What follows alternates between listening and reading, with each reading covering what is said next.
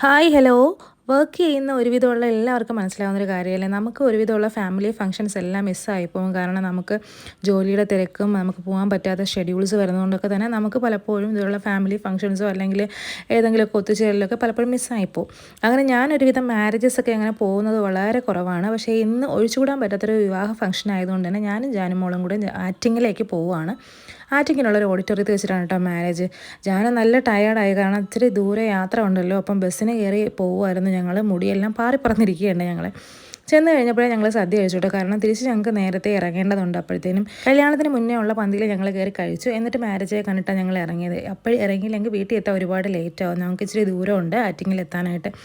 അപ്പോൾ നല്ല സൂപ്പർ സദ്യയൊക്കെ ആയിരുന്നു കേട്ടോ. അപ്പം പായസമൊക്കെ ഉണ്ടായിരുന്നു. നല്ല വിശാലമായിട്ടിരുന്ന് ഫുഡൊക്കെ കഴിച്ച് ഞങ്ങൾ നേരെ മാരേജും കഴിഞ്ഞിട്ടിങ്ങ് ഇറങ്ങി.